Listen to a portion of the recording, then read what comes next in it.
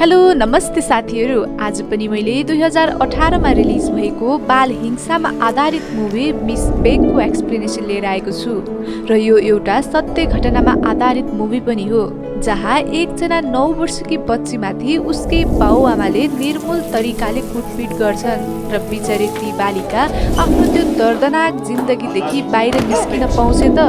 त्यो सब कुरा थाहा पाउनको लागि पनि हाम्रो यो भिडियोलाई अन्तिमसम्म हेरेर साथ दिनुहोला।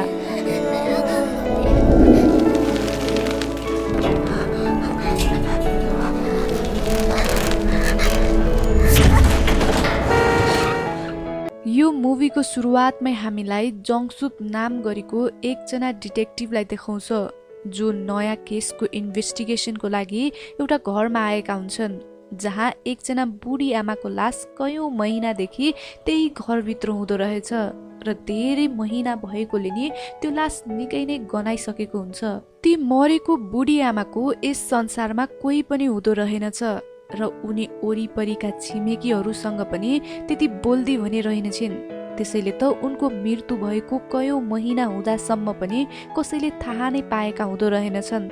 तर उनलाई बेला बेलामा एकजना सोसल वर्करले भने भेट्न आइराख्ने गर्थिन्। त्यसैले यत्रो महिनापछि त्यही सोसल वर्कर बुढी आमालाई घरमा भेट्न आएकीले मात्र उसको मृत्युको बारेमा थाहा भएको हो र उनले तुरुन्तै पुलिसलाई खबर गरेर बोलाएकी हुन्छन्। अनि त्यही केसको लागि नै डिटेक्टिभ जम्सुप र उसको टिम त्यहाँ आएका हुन्छन् र त्यसपछि मुभीमा त्यो सिनलाई त्यही काटेर अर्को सिनमा जान्छ, जहाँ मिस बेग नाम गरेकी एकजना केटीलाई देखाउँछ, जसले ग्यारेजमा कार वास गर्ने काम गरिरहेकी हुन्छ। मिस बेगले यस्तै सानोतिनो काम गरेर नै आफ्नो गुजारा चलाउने गर्थे। उसले कार वास गरिरहेकै बेला डिटेक्टिभ जङसुप त्यहाँ आइपुग्छ र उसलाई कति काम गरेको यस्तो चिसोमा, अरू काम पनि त पाउँछ नि गर्नलाई भन्दै उसलाई गाली समेत गर्छ। अनि उसको हातबाट कपडा खोसेर आफूले सफा गर्न पनि थाल्छ र यहाँ हामीलाई थाहा हुन्छ कि मिस बेग जम्सुपको गर्लफ्रेन्ड हुँदी रहेछ भनेर। अनि यस्तै यता केसको इन्भेस्टिगेसन गर्दै जाँदा जम्सुपलाई थाहा हुन्छ कि वास्तवमा मिस बेग नै ती मरेकी बुढी आमाकी छोरी पो हुँदी रहेछ भनेर। त्यसैले उसले मिस बेगसँग भेटेर उसको आमाको मृत्युको सबै खबर सुनाइदिन्छ र लासलाई हेर्न हस्पिटल लिएर पनि जान्छ, जहाँ लासको पोस्टमार्टमको लागि मिस बेगको सिग्नेचर चाहिएको हुन्छ। तर त्यहाँ मिस बेग भने आफ्नो आमाको लासलाई देखेर पनि त्यति केही रियाक्ट नै गर्दैन र आफूलाई आमा मरेको भएर केही फरक नै नपरेझै गर्छ। खै त्यस्तो के चाहिँ भएको थियो यी दुई आमा छोरी बीच र यत्रो वर्ष हुँदासम्म पनि मिस बेगले आफ्नी आमालाई एकपल्ट पनि भेटेकी नै हुँदैन। भेट त के यी दुईले एकअर्कालाई देखेका पनि हुँदैनन्। अनि आज अचानक मिस बेगले पनि पुलिसको इन्भेस्टिगेसनको कारणले नै सबै कुरा बल्ल थाहा पाएकी हुन्छ। उसले हस्पिटलमा त आमा बितेकोले केही फरक नै नपरेझै गर्छ, तर घरमा आएपछि भने उसले आफूले देखाउन नसकेको फ्रस्ट्रेसन सबै निकाल्दै पुरै घरलाई रिसमा सफा गर्न थाल्छ। अनि त्यसको केही दिनपछि भने यता जङसुपको टिमले ती बुढी आमाको केसको अझै इन्भेस्टिगेसन गर्दै जाँदा थाहा पाउँछन् कि ती आमा पहिला 7 वर्षसम्मको लागि जेल गएकी हुँदी रहेछिन्, किनकि उनले एकजना ठुलै मान्छेको छोरालाई जानी जानी आफ्नो गाडीले हानेर मार्देकी रहेछिन् र त्यो सब पनि उनले आफ्नी छोरी मिस बेगको लागि नै गरेकी रहेछिन्। किनकि यहाँ बल्ल हामीलाई मुभीमा देखाउँछ कि जब मिस बेग एउटा अनाथ आश्रममा बसेर पढिरहेकी हुन्छ, त्यो समयमा उसले टोयलेटमा एकजना केटाको प्राइभेट पार्ट नै काट्दिन्छ, किनकि त्यो केटाले मिस बेगलाई जबरजस्ती रेप गर्न खोजेको हुन्छ। तर पछि भने उल्टै मिस बेग नै जेल जानुपर्ने हुन्छ, किनकि त्यो केटाको धेरै मान्छेहरू हाई पोस्टमा हुँदा रहेछन् र त्यही केसको सिलसिलामै पहिलोचोटि जङसुप र मिस बेगको भेट भएको हुन्छ। तर जङसुपले त्यो समयमा मिस बेगलाई जेल जानबाट भने बचाउन सक्दैन। त्यसैले नि यता मिस बेगकी आमाले त्यो कुरा थाहा पाएर आफ्नो गल्ती नभएकी छोरीको लागि बदला लिनलाई नै उनले त्यही रेप गर्न खोजेको केटालाई जानी जानी गाडीले हानेर मार्देकी हुँदी रहेछिन् र त्यही कारणले उनी 7 वर्ष जेल परेर बाहिर निस्केकी हुँदी रहेछिन्। यो सब कुरा थाहा हुँदा त हामीलाई लाग्छ कि मिस बेगकी आमाले त आफ्नी छोरीलाई निकै नै माया गर्छिन् भनेर। तर त्यो के कुरा थियो जसले गर्दा मिस बेक आफ्नी आमासँग नबसेर अनाथ आश्रममा बस्नु पर्यो त? अनि उनी अझै आफ्नी आमासँग यति धेरै निराश किन त? यही खुल्दुलीको साथमै हामीलाई यता मुभीमा प्रेजेन्ट समयलाई देखाउँछ, जहाँ जङसुप र मिस बेक सँगै रुममा हुन्छन्। जङसुपले त्यही समय मिस बेकलाई बिहेको लागि प्रपोज पनि गर्छ र अब त बिहे गरौँ न हामी भनेर सोधेको सोधै गर्छ पनि। तर मिस बेकले भने उसको कुरामा वास्तै गर्दिन र उल्टै कतिचोटि भनौँ जङसुप तिमीलाई मेरो भाग्यमा बिहे र आमा भन्ने कुनै सौभाग्य नै छैन भनेर म तिमीसँग मात्र होइन कोहीसँग पनि बिहे नै गर्दिन भन्दै सुनाउँछे। अनि जङसुपले पनि साँच्चै तिमीलाई मेरो केही मतलब नै लाग्दैन, किन सधैँ यस्तै भन्छौ भन्दै सोध्छ। त्यसपछि मिस बेकले शान्त भएर जङसुप तिमी मसँग नअट्क्यौ, नत्र तिम्रो लाइफ पनि बिग्रिन सक्छ। म बिहे गर्न र घरजम बसाउनको लागि डिजर्भ नै छैन, बरु एउटा राम्रो केटी खोजेर बिहे गर, मेरो पछि नलाग अब भन्दै राम्रोसँग सम्झाउने कोसिस पनि गर्छे। तर जङसुप भने मिस बेकको त्यस्तो कुरा सुन्ने वालै थिएन। त्यसैले उसले रिसाउँदै ल मेरो त वास्ता भएन तिमीलाई, कमसे कम आफ्नो मरिसकेकी आमालाई त अब माफ गर्न सक्छौ नि भनेर सुनाको मात्र के हुन्छ। मिस बेकले जङसुपलाई तिमीलाई के थाहा छ र, मेरो आमाले नै मेरो जिन्दगी बर्बाद गरिदिएको हो, उनले सानोमा रक्सी खाँदै मलाई मर्ने गरेर पिट्थिन्, त्यतिसम्म मात्र नभएर उनले मलाई सानैमा एक्लै अनाथ आश्रममा छोडेर गइन्, त्यसपछि मेरो लाइफमा के भयो त्यो त तिमीलाई सबै नै थाहा छ नि भन्दै निकै नै रिसाएर ऊ बाहिर निस्किन्छे।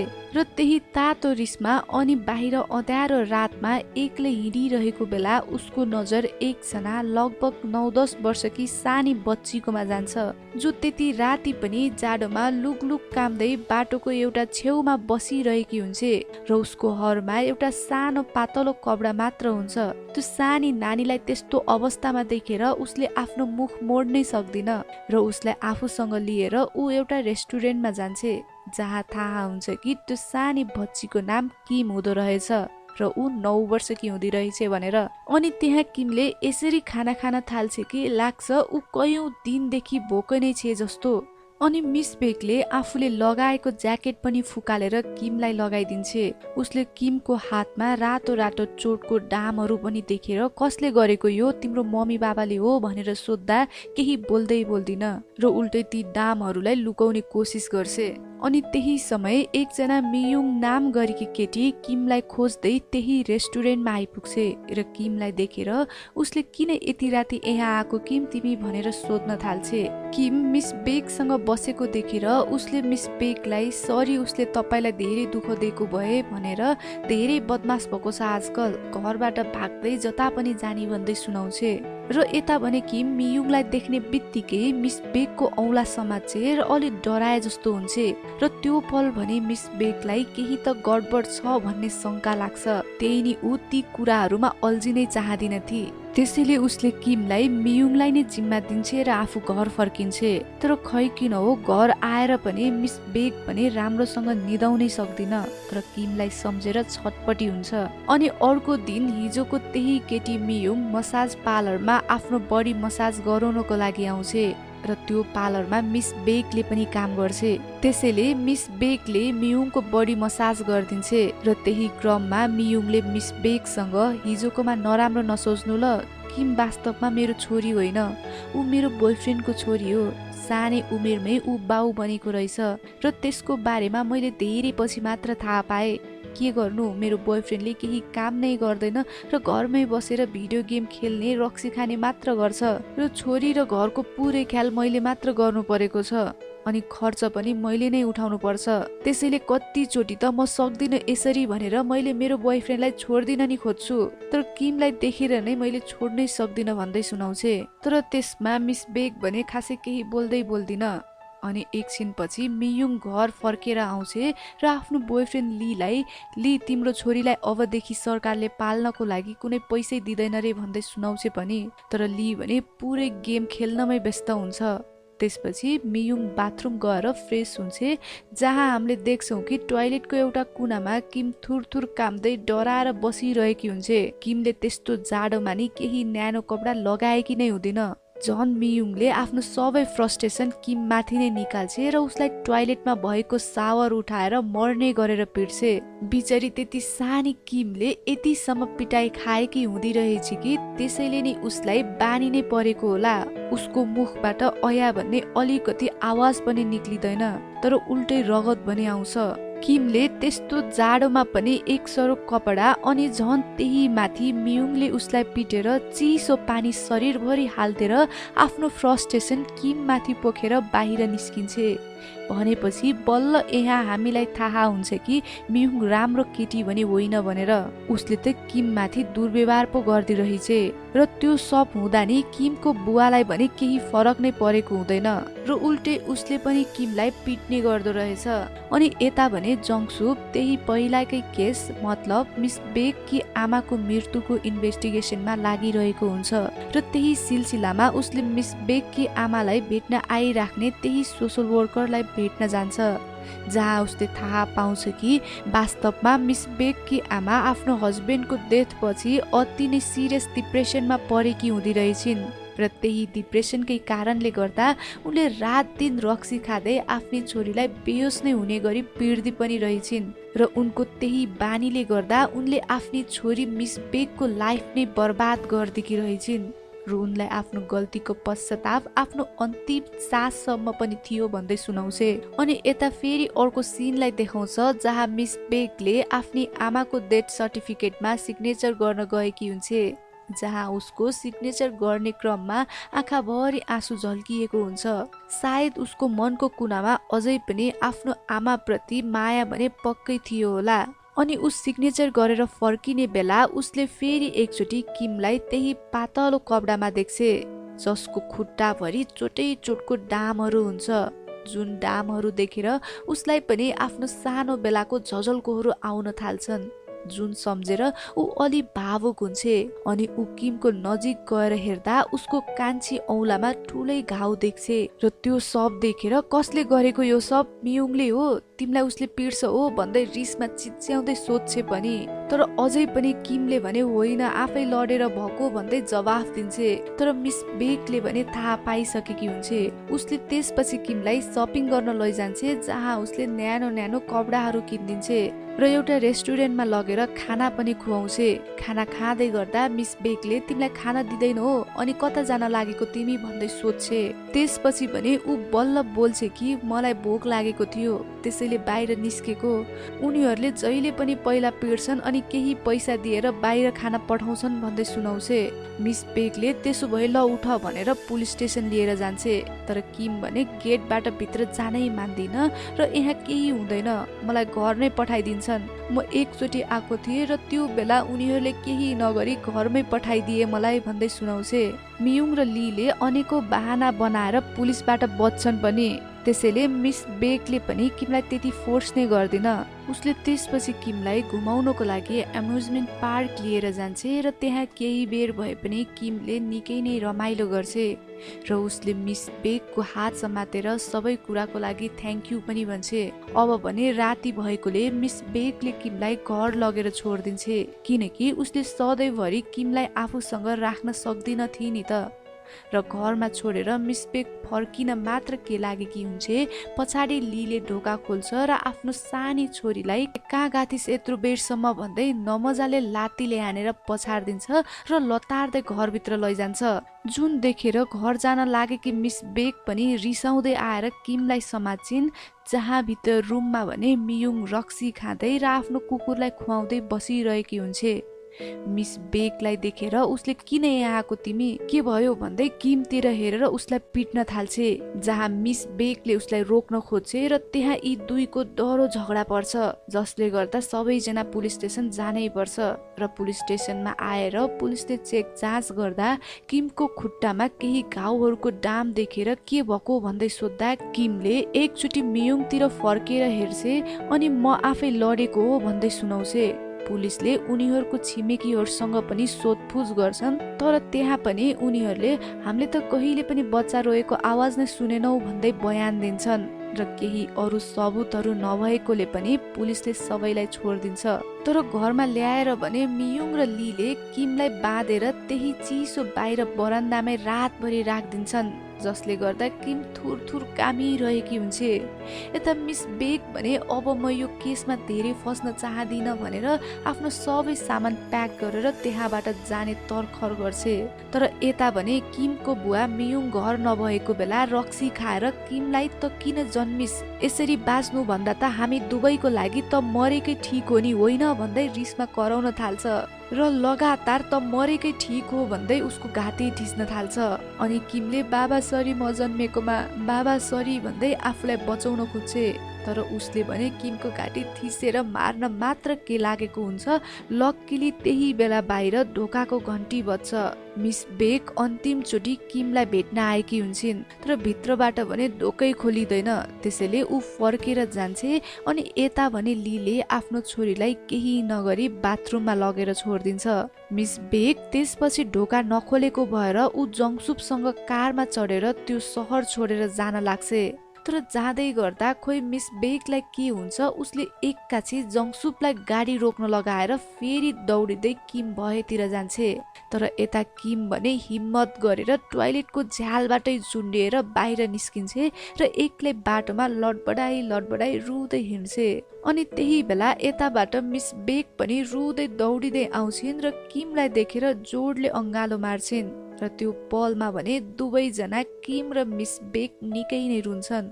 अनि त्यसपछि मिस बेकले किमलाई बोकेर हस्पिटल लिएर जान्छन्, जहाँ उसको शरीरभरि पुरै घाउको डामहरू हुन्छन्। त्यसपछि फेरि हस्पिटलबाट डिस्चार्ज भएर दुवैजना फर्केर एउटा होटेलमा बस्छन्, जहाँ मिस बेकले किमलाई नुहाइदिनको लागि टोयलेटमा लिएर जाँदा ऊ टोयलेटभित्र छिर्नै मान्दिन र भित्र जानै डराउँछ, किनकि उसलाई घरमा टोयलेटमै थुनेर राख्ने गरिन्थ्यो नि त। त्यसैले मिस बेकले उसलाई सजिलो होस् भनेर कपडा फुकालेर आफ्नो दागहरू देखाउँछिन्, जुन दाग ऊ सानी छँदा उसकी आमाले त्यसरी नै पिटेर नै भएको हुन्छ। अनि त्यो दाग देखेर किम मिस बेकको नजिक जान्छ र अङ्गालो मार्छ, जहाँ मिस बेकले म त्यति पढे लेखेको पनि छैन र मसँग तिमीलाई दिने त्यस्तो अरू केही चिज पनि छैनन्, तर म तिमीलाई प्रमिस गर्छु कि म सधैँ तिमीलाई प्रोटेक्ट गर्छु किम भन्छ। अनि किमले पनि मिस बेकलाई म पनि सधैँ तपाईको साथमा नै हुन्छु र तपाईलाई प्रोटेक्ट गर्छु भन्छ।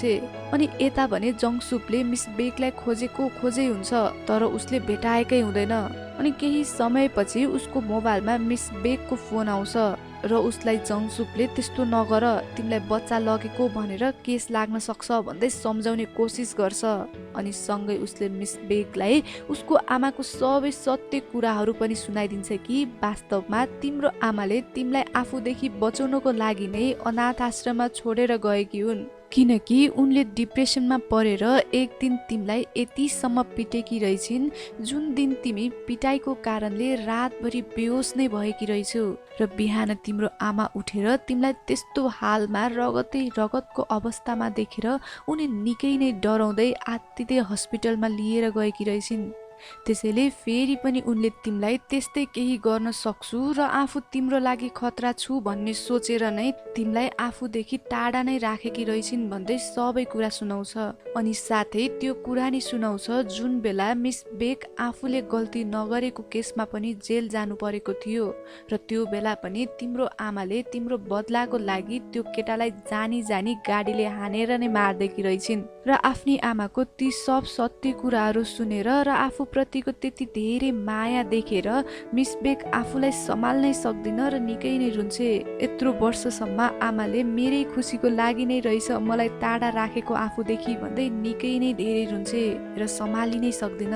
यता भने किम हराएकै भएर मियुङ र लीलाई पनि चिन्ता परेको हुन्छ, किनकि उनीहरूको सबै पोल खोल्यो भने जेल जानुपर्छ भनेर।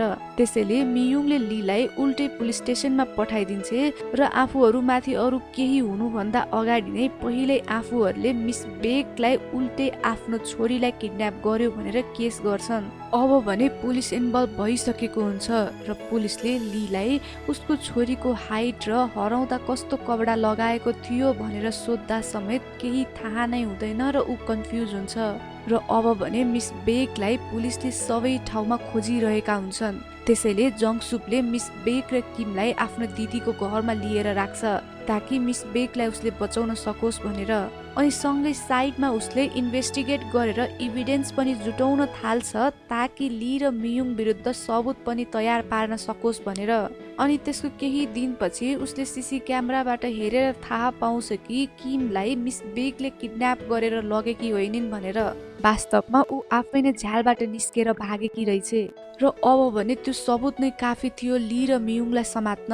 अनि साथै उनीहरूसँग किमको शरीरमा भएको दामहरूको फोटोहरू पनि थियो। त्यसैले पुलिसले तुरुन्तै लीलाई समात्छ तर मियुङ भने गायब नै हुन्छ।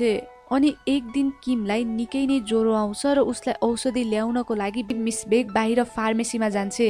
जुन बेला यता मियुङले किम कता छे भन्ने कुरा थाहा पाएर उसले त्यही ठाउँमा आएर किम टोयलेट जाने मौका छोपेर अनि त्यही बेला उसलाई जबरजस्ती समातेर लतार्दै लतार्दै आफूसँग लिएर जान्छे। यता त्यो खबर मिस बेगले पनि थाहा पाउँछे र दौडिँदै दौडिँदै किमलाई खोज्न जान्छे। तर यता भने मियुङले किमलाई साइडमा राखेको बोतल उठाएर टाउकोमा हानेर मार्न मात्र के लागेकी हुन्छे। त्यही बेला मिस बेग पछाडिबाट आएर हमला गर्छिन् र किमलाई बचाउँछिन्। अनि त्यहाँ मिस बेग र मियुङको हातापाई हुन्छ र एकछिनपछि मियुङ भाग्न थाल्छे र उसको पछि पछि मिस बेग लाग्छे र मिस बेगको पछाडि भने किम हुन्छे। किमले मिस बेगलाई मियुङलाई छोडिदिनु भन्नको लागि नै रोक्न थालेकी हुन्छे। त्यसैले मिस बेगले किमलाई जता छौ तिमी त्यही उभ, एक पाइला पनि तिमीले अगाडि बढायो भने कसम म तिमीलाई कहिले पनि भेट्दिन भनेर मियुङको पछाडि जान्छे। किम भने त्यसपछि आफ्नो एक पाइला पनि नसारी त्यही नै उभिएर रुँदै बस्छे। अनि उता मियुङ र मिस बेग बीच ठुलै झगडा पर्छ र त्यही झगडामा मिस बेगले मियुङलाई ढुङ्गा उठाएर टाउकोमा हानेर झन्नै मार्न मात्र के लागेकी हुन्छे। त्यही बेला जङसुक आएर उसलाई रोक्छ र ऊबाट अपराध हुन बचाउँछ। अनि उसले मिस बेगलाई आफ्नो कारको चाबी दिएर किमलाई लिएर जाऊ यताबाट, म सबै सम्हाल्छु, यहाँ छिटो गर भन्दै पठाइदिन्छ। र ऊ फर्केर किमसँग आउँदा किम अझै पनि उसको पर्खाइमा त्यही नै उभिएर बसिरहेकी हुन्छे र यी दुईले एकअर्कालाई देखेर रुँदै एकअर्काको हात समात्छन्। अनि यसैमा यो मुभीमा 1 वर्षपछि भनेर देखाउँछ जहाँ किम जमसुक र उसकी दिदीसँग एउटै घरमा बस्छे।